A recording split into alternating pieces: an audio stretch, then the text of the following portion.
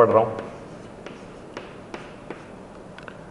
From a point on the ground the angle of elevation of the bottom and the top of a communication tower. Question number 36 हो चुका क्या बच्चों?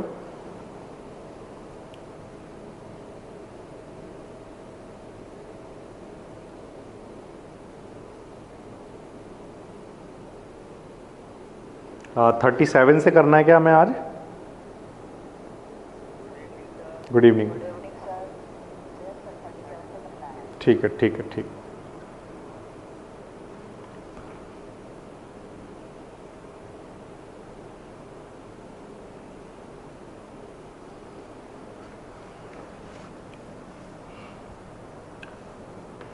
Question number 37।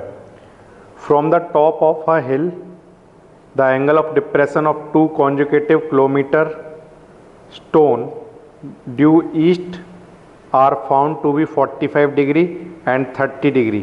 Okay, find the height of the hill. ये हमें निकाल कर देनी है।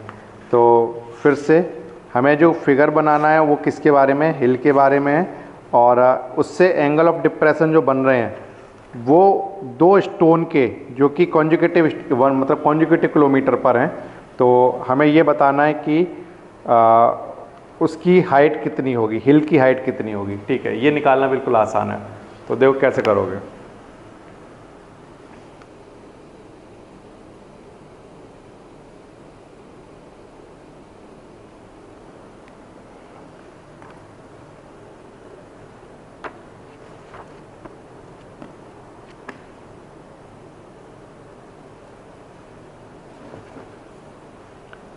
From the top of a hill, from the top of a hill,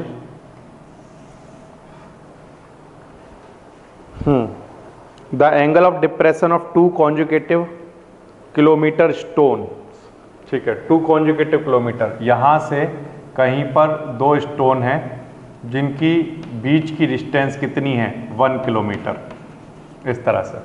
ठीक है, आगे क्या कह रहा है क्वेश्चन में? वो are found to be 45 degree and 30 degree from the top of the hill.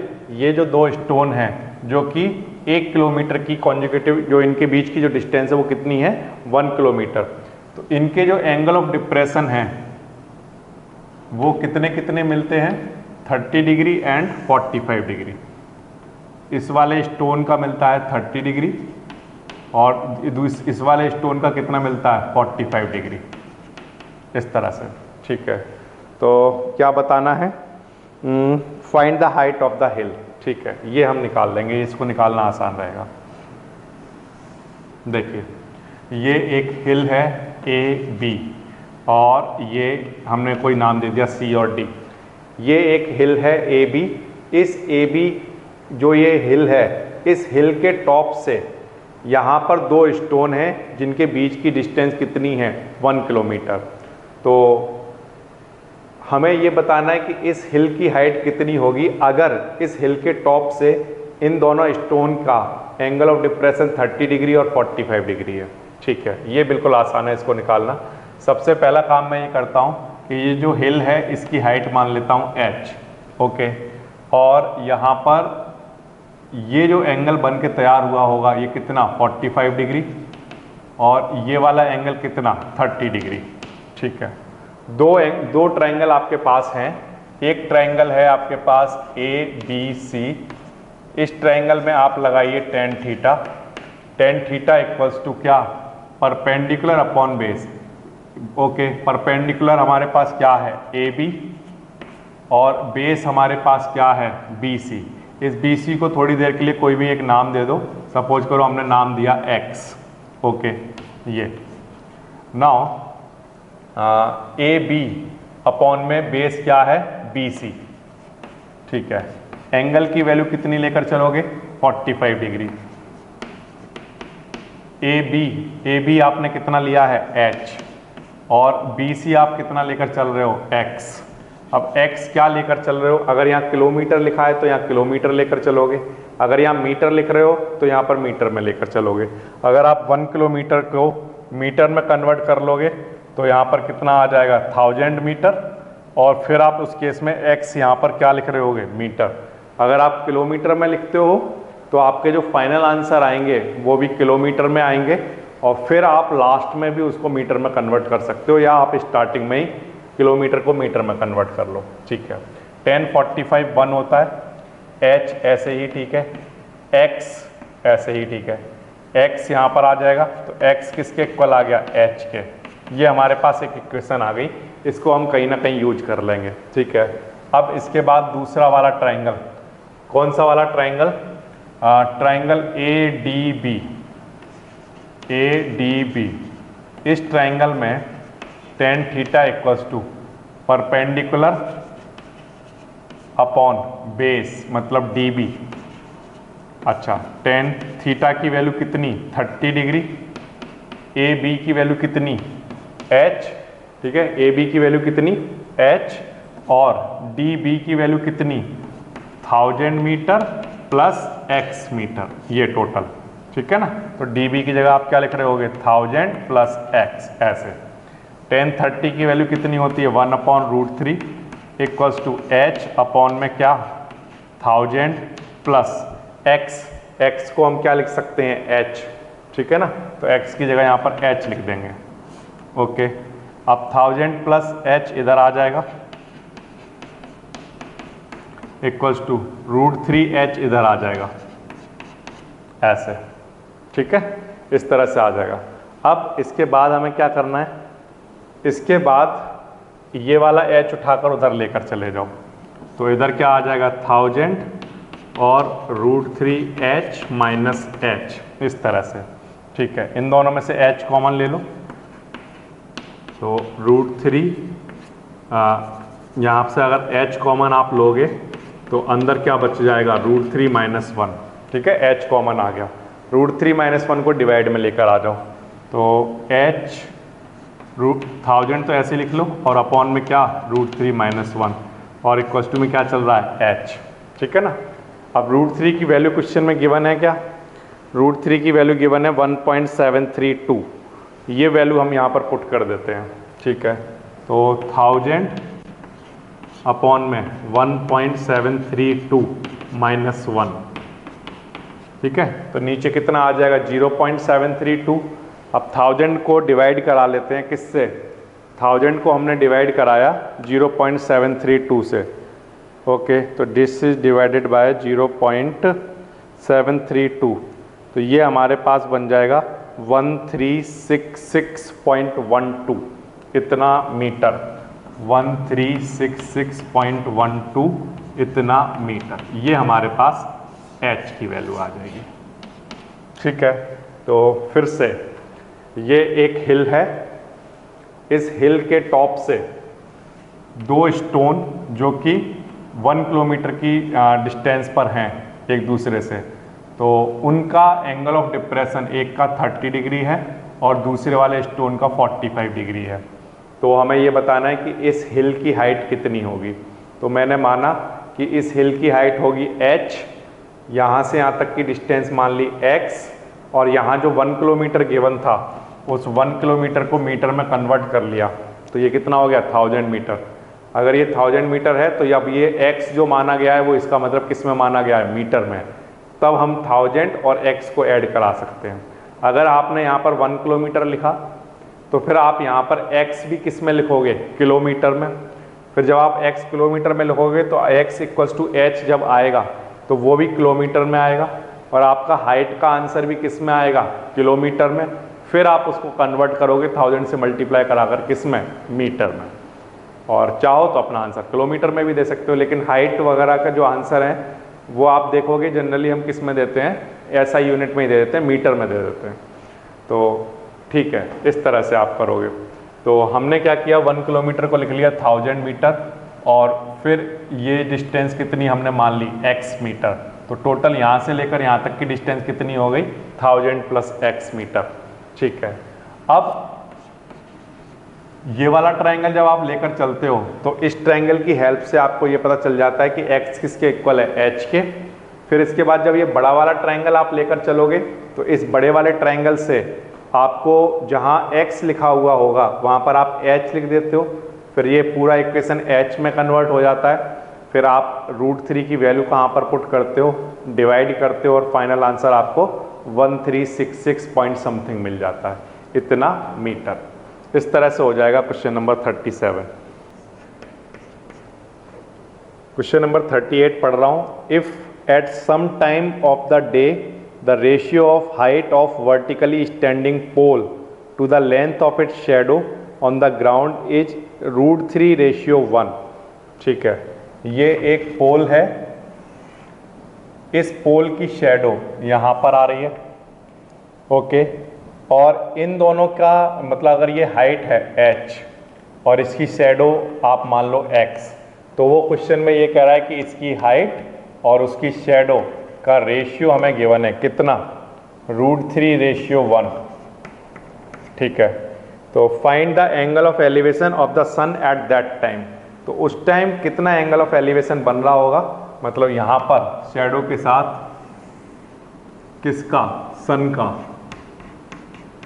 Angle of elevation कितना बन रहा होगा वो हमें निकाल कर देना है, ये एंगल कितना रहा होगा। तो ठीक है, मैंने माना कि h जो रहा होगा वो कुछ रहा होगा कुछ √3a, और ये जो बेस डिस्टेंस है ये कुछ रहा होगा कितना, 1a। इन दोनों का रेशियो कितना कितना है, √3 और 1 है ना, तो मैंने हाइट मान ली कुछ रही होगी √3a और बेस मैंने मान लिया, ये जो शेडो है उसको मैंने मान लिया 1a, या सिर्फ a लिख दो। ठीक है, तो हाइट हमने मानी है √3a और बेस मैंने मान लिया कुछ a अपनी तरफ से, क्योंकि रेशियो √3 और 1 का दे रखा है। ठीक है, नाउ ये एक ट्रायंगल है ABC। इस ट्रायंगल ABC में हमें क्योंकि परपेंडिकुलर और बेस की बातें करनी है, इसलिए मैंने लिखा tan theta equals to perpendicular upon base. ठीक है, परपेंडिकुलर कितना, h हाइट, और वो हाइट किसके इक्वल है, √3a के। ठीक है, बेस कितना x, और वो x किसके इक्वल है, a के। ठीक है, और इधर क्या चल रहा है, tan theta. tan theta equals to a से a कैंसिल, क्या बच गया, √3। ठीक है, tan थीटा ऐसे ही ठीक है, √3 को हम क्या लिख सकते हैं, tan के टर्म में, tan 60 डिग्री। √3 कब होता है, tan 60 डिग्री। अगर यहाँ tan 60 डिग्री लिखा होता तो उसे हम √3 लिखते, तो अगर √3 लिखा हुआ है तो उसे tan 60 लिख सकते हैं। ठीक है ना, इस तरह से। तो अब आप कंपेयर कराओ, जब आप कंपेयर कराओगे तो थीटा किसके इक्वल आ जाएगा, 60 डिग्री के। तो एंगल ऑफ एलिवेशन जो रहा होगा, ये जो थीटा है ये कितने डिग्री का रहा होगा, 60 डिग्री का रहा होगा। ठीक है, फिर से दिन के किसी भी टाइम पर एक पोल की जो हाइट है और जो उसकी शेडो है उनका रेशियो कितना है, √3 और 1। ठीक है, √3 और 1 का रेशियो है इनका। तो आपको ये बताना है कि उस टाइम सन से यहाँ पर एंगल कितना बनाया जा रहा होगा, एलिवेशन का एंगल। ठीक है, वो बताना बिल्कुल आसान है। सबसे पहले क्योंकि रेशियो √3 और 1 का रेशियो है, तो आप अपनी तरफ से मान लो कि ये हाइट कुछ रही होगी, कुछ भी √3a और ये a रही होगी। ठीक है ना, मतलब 1 और √3 का रेशियो है ना, तो अगर ये a होगा तो ये √3a रहा होगा। ठीक है, अब आप tan थीटा लगाओगे, सॉल्व करोगे, तो सॉल्व करने पर tan थीटा आपको क्या किसके इक्वल आ जाएगा, √3 के इक्वल। और √3 कब होता है, जब tan 60 डिग्री होता है। तो कंपेयर कराने पर थीटा किसके इक्वल आ जाएगा, 60 डिग्री के इक्वल। ये बिल्कुल आसान है। A man in a boat rowing away from a lighthouse, okay, 100 meter high, 100 meter high. ये एक लाइट हाउस है जो कि कितना ऊपर है, कितनी हाइट है इसकी, 100 मीटर हाइट। एक मैन बोटिंग कर रहा है, ठीक है, और इस लाइट हाउस से दूर जा रहा है, लाइट हाउस से दूर जा रहा है। यहाँ से चलना स्टार्ट किया और लाइट हाउस से दूर जा रहा है। पहले स्टार्टिंग में उसका जो एंगल बन रहा था इस लाइट हाउस के टॉप से, वो बन रहा था 60 डिग्री। कितना बन रहा था, 60 डिग्री बन रहा था। फिर ये जब इससे और दूर जाता है तो कितना दूर चला जाता है, सच दैट ये इतना दूर चला जाता है इधर कि अब उसका एंगल ऑफ एलिवेशन इसके टॉप से कितना बनने लगता है 30 डिग्री का। एंगल ऑफ एलिवेशन कितना बनने लगता है 30 डिग्री का। तो और इसको 60 डिग्री से 30 डिग्री बनने में 2 मिनट लगते हैं, ये भी हमें गिवन है। ठीक है, तो स्पीड बतानी है कि कितने मीटर पर मिनट इसकी स्पीड रही होगी। ठीक है, ये हमें बताना है। तो देखो बच्चों, सबसे पहला काम आपको क्या करना है, यहाँ पर एक ये लाइट हाउस है ए बी, ये एक लाइट हाउस है। एक मैन का एंगल इस लाइट हाउस के टॉप से कितना बन रहा था 60 डिग्री। अब ये लाइट हाउस की तरफ ना जाकर लाइट हाउस से दूर जाने लगा। जब ये लाइट हाउस से दूर जाता है तो अब जो टॉप का एंगल है वो 60 डिग्री की जगह कितना हो जाता है 30 डिग्री। इधर की तरफ जाने पर एंगल क्या होगा, घटेगा, और इधर की तरफ जाने पर एंगल क्या होगा, बढ़ जाएगा।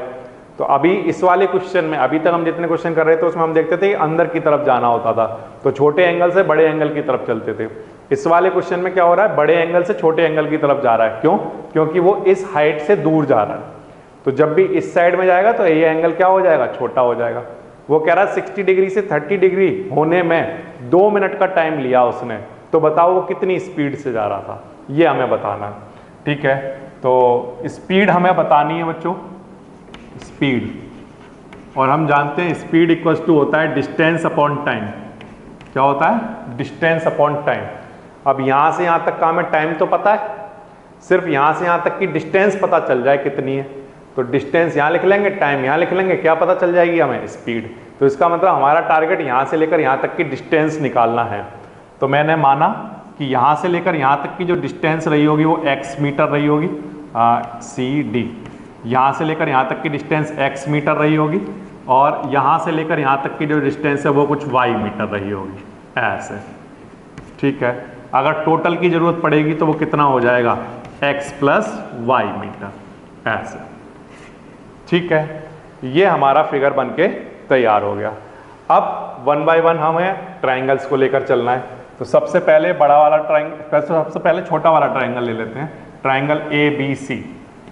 ट्राइंगल ए बी सी, इस ट्राइंगल में हम लगाएंगे tan theta. tan theta equals to perpendicular मतलब ए बी और बेस मतलब बी सी। ठीक है, एंगल कितना लेंगे इस ट्राइंगल में 60 डिग्री।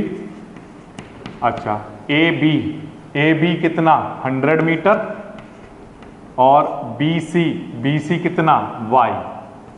ओके, tan 60 की वैल्यू √3 और अपॉन में इधर y चल रहा है। ठीक है, y इधर लेकर आ जाओ, तो y इक्वल्स टू कितना आ गया 100, और ये √3 इधर नीचे आ गया, 100 अपॉन √3 मीटर। इतना हमारी वैल्यू आ गई किसकी, y की वैल्यू। ये हमारी एक इक्वेशन आ गई, इसको हम यूज करेंगे आगे कहीं पर। अब हमें दूसरा वाला ट्राइंगल लेकर चलना है। दूसरा वाला ट्राइंगल यानी बड़ा वाला ट्राइंगल ए बी डी, ये बड़ा वाला ट्राइंगल लेकर चलो, ट्राइंगल ए बी डी।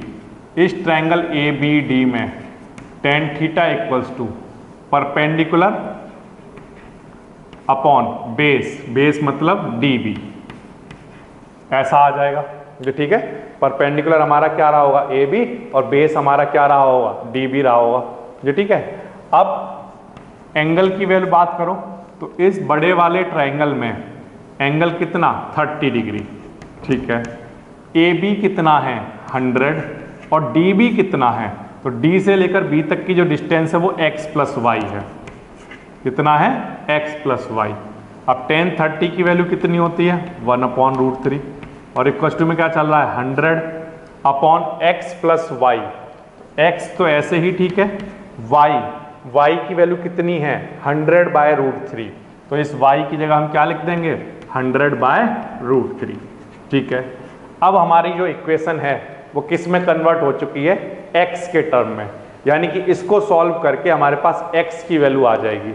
वो x की वैल्यू जो निकलेगी वो एक्चुअल में क्या होगी, यहाँ से यहाँ तक जाने में जो डिस्टेंस ट्रेवल की होगी, तो ये डिस्टेंस हमारे पास आ जाएगी, वो यहाँ पुट कर देंगे। यहाँ से यहाँ तक जाने में 2 मिनट लगेंगे, तो डिस्टेंस और टाइम दोनों पता है, तो क्या निकल कर आ जाएगी, हमारी स्पीड निकल कर आ जाएगी। x प्लस 100/3 इसको इधर लेकर आ रहा हूँ और √3 इधर लेकर जा रहा हूँ। x प्लस 100/√3 इक्वल्स टू इस √3 का मल्टीप्लाई यहाँ करा दो, 100√3 ऐसे आ जाएगा। ठीक है, ये इधर चला गया और ये टर्म यहाँ आ गया मल्टीप्लाई में। ठीक है, क्रॉस मल्टीप्लिकेशन हो गया। अब 100/√3 को उधर लेकर चले जाओ, तो x इक्वल्स टू 100√3 माइनस 100/√3 ऐसे जी। ठीक है, ये वाला टर्म उधर गया तो कैसा हो गया, माइनस का। ठीक है, अब इसके बाद हम क्या करेंगे बच्चों, इसके बाद इन दोनों की कैलकुलेशन करने के लिए हम यहाँ पर ऐसा करेंगे, एलसीएम ले लेंगे तो आ जाएगा √3। ठीक है, अब यहाँ पर √3 का मल्टीप्लाई इस √3 से होगा, कितना बना होगा 3 × 100 कितना 300, 300 में से 100 माइनस हो जाएगा तो 200/√3 ये आ जाएगा। ये हमारे पास किसकी वैल्यू आ जाएगी, x की वैल्यू। ठीक है, अब ये जो हमारे पास वैल्यू आई है ये आ गई इतना मीटर, x की वैल्यू। ठीक है, अब हमें क्या निकालना है, स्पीड निकालनी है क्वेश्चन में। तो स्पीड निकालने के लिए फॉर्मूला क्या होता है, डिस्टेंस अपॉन टाइम। अब C से लेकर D तक जो डिस्टेंस चली गई थी वो कितनी चली गई थी, x चली गई थी। डिस्टेंस कितनी चली गई थी, x, और यहाँ से यहाँ तक जाने में टाइम कितना लगा था, 2 मिनट। तो ये क्वेश्चन में हमें गिवन है, तो x की वैल्यू तो हमने निकाल ली, कितनी 200/√3 और अपॉन टाइम टेकन, क्वेश्चन में गिवन है कि यहाँ से यहाँ तक जाने में 2 मिनट लगे, तो 2 ऐसे आ जाएगा। ठीक है, अब 200/2 पहले से चल रहा है, ये √3 यहाँ नीचे लिख लो ऐसे, 2 से इसको कैंसिल कर दो, कितने टाइम 100, तो कितना आ गया 100/√3। इतना क्या इक्वल्स टू कितना बनेगा 57.7, इतना क्या, इतना मीटर पर मिनट। ठीक है, इस तरह से ये इसका आंसर बन जाएगा। जो लेटेस्ट एडिशन में जो आंसर दे रखा है वो 37.7 गिवन है, इसको करेक्ट कर लेना किससे, 57.7 से। ठीक है, ओके, ये हमारा आंसर बनना चाहिए। तो फिर से देख लेते हैं क्या कह रहा है क्वेश्चन में।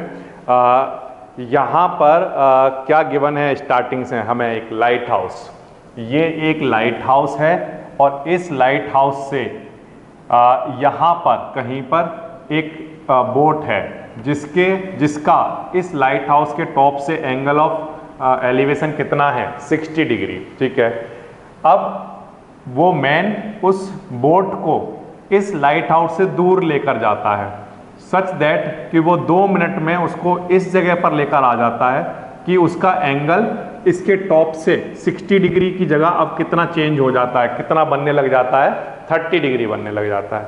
तो हमें बताना है कि वो इस बोट को यहाँ से लेकर यहाँ तक किस स्पीड से लेकर आया होगा। तो स्पीड निकालने के लिए हमें डिस्टेंस की ज़रूरत है, टाइम तो क्वेश्चन में दे ही रखा है, यहाँ से यहाँ तक 2 मिनट लगे हैं, तो ये तो बिल्कुल आसान हो जाएगा। तो हमने क्या किया, हमने सबसे पहले डिस्टेंस निकालना था, तो हमने यहाँ से यहाँ तक मान लिया x मीटर कुछ डिस्टेंस रही होगी, और ये भी हमने इसको भी कोई नाम दे दिया y मीटर। तो टोटल जो डिस्टेंस होगी वो x + y मीटर हो जाएगी लाइट हाउस से लेकर इस पॉइंट तक की। ठीक है, पहले आप छोटा वाला ट्राइंगल जब लेकर चलोगे तो छोटे वाले ट्राइंगल से आपके पास किसकी वैल्यू आ जाएगी, y की वैल्यू।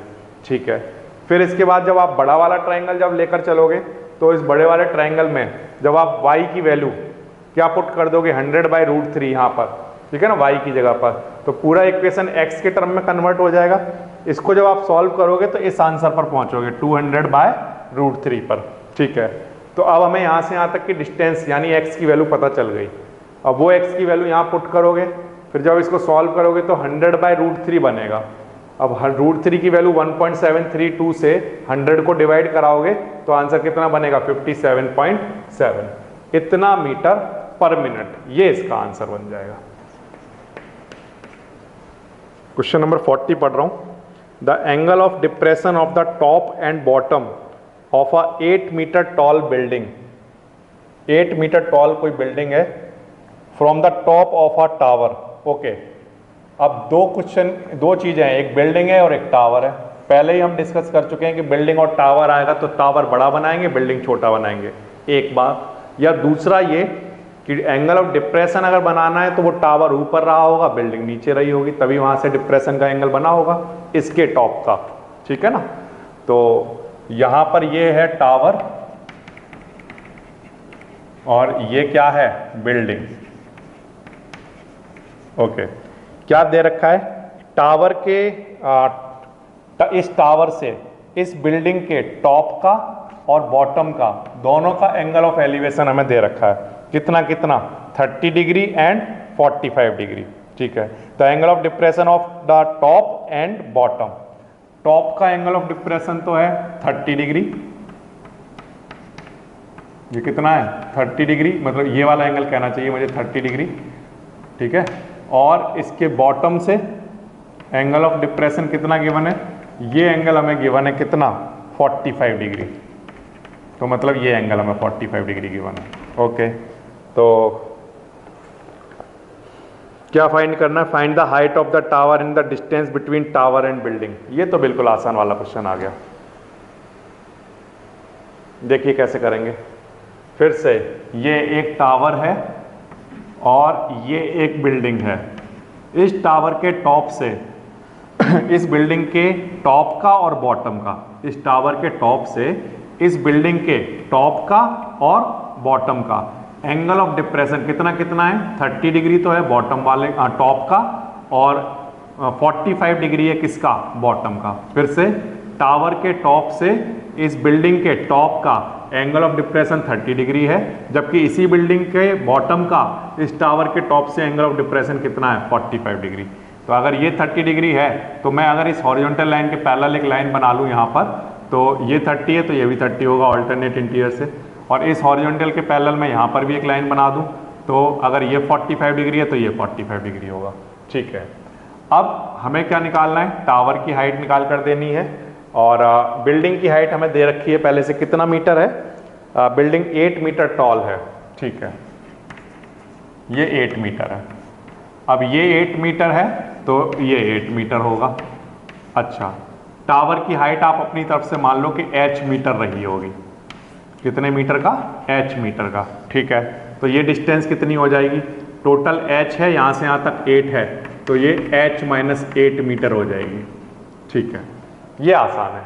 अब हमारे पास दो ट्रायंगल हमें क्लियर दिखाई दे रहे हैं। एक तो ये ट्रायंगल हमें दिखाई दे रहा है और एक ये ट्रायंगल हमें दिखाई दे रहा है। इन दोनों ट्रायंगल को हम 1 बाय 1 लेकर चलेंगे और फिर हमारे आंसर्स आ जाएंगे। सबसे पहले ले रहा हूं ट्रायंगल ABC। इस ट्रायंगल ABC में tan थीटा लगा रहा हूं। tan theta equals to perpendicular यानी कि AB और बेस मतलब कि BC। ठीक है, tan थीटा की वैल्यू कितनी? 45 डिग्री। AB, A से लेकर B तक क्या माना है? H। BC निकालना है। ओके, tan 45 1, H अपॉन में क्या? BC। BC इधर लेकर आ जाओ, तो BC किसके इक्वल आ गया? H के इक्वल आ गया। तो मतलब जितना टावर की हाइट रही होगी उतना ही यहाँ टावर से लेकर बिल्डिंग के बीच की डिस्टेंस रही होगी। ये जो डिस्टेंस है ना BC, ये क्या है? टावर और बिल्डिंग के बीच की डिस्टेंस है। तो वो जो हमारा आंसर आया है वो क्या आया है कि BC H के इक्वल है, और H क्या है? टावर की हाइट।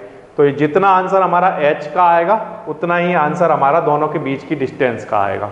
तो आगे हमारा कैलकुलेट हो जाएगा H, फिर हम यहाँ वैल्यू पुट कर देंगे। तो दूसरा वाला ट्राइंगल लेकर चल लो अब, ट्राइंगल AED, ये वाला ट्राइंगल।